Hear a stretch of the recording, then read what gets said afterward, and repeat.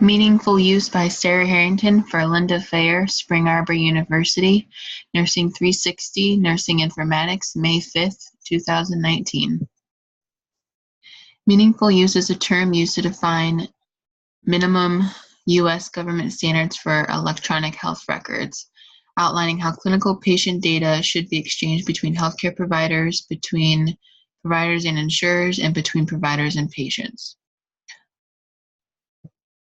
On February 17, 2009, President Barack Obama signed the American Recovery and Reinvestment Act, ARRA, called the Health Information Technology and Informatics and Clinical Health Act. It allotted $19.2 billion toward the development of healthcare IT.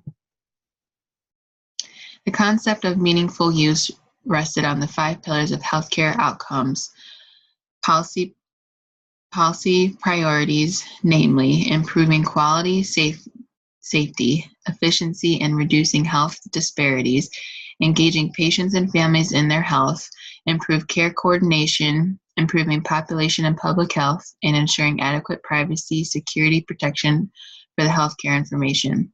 This concept is ultimately to help improve the patient's overall experience within the healthcare system.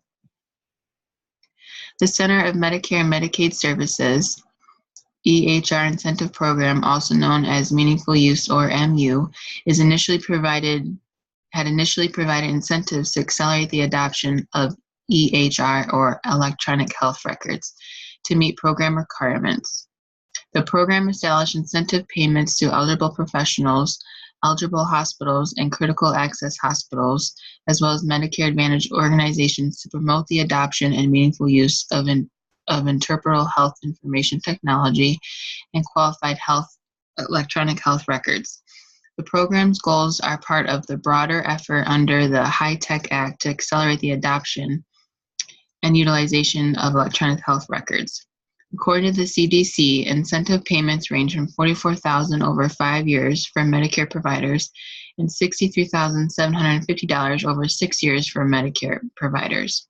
The CDC also indicates that while the incentive programs are voluntary, eligible providers and hospitals may experience reductions in their Medicare and Medicaid fees if not meeting the deadline.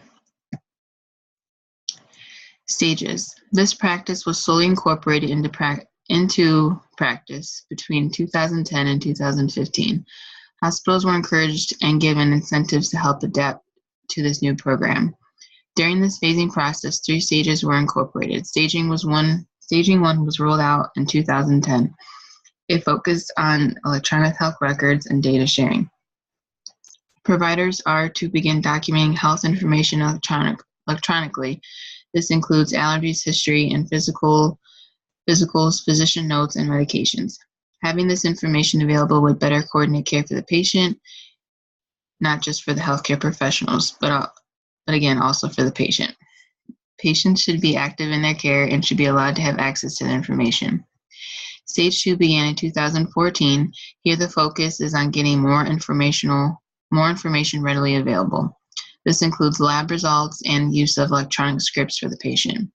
In order for hospitals or physicians to receive incentives by the government, they must continue to document using the new system, as well as encouraging the patient to participate to be more active in their care.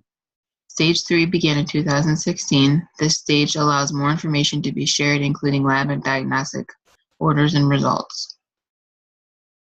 The focus of the stage was to tweak and fix what has already been initiated. All hospitals should be within compliance at this point, if not, penalties were given. As of today, electronic health records are used in just about every aspect of the patient's experience. Overall, this has been effective not just for the healthcare team, but also for the patient. Laws and regulations. The final rule required providers to make feedback about changes being made, good or bad, in order to receive their incentives. This may seem obsolete, however, feedback is needed in order to improve and make this program more user-friendly.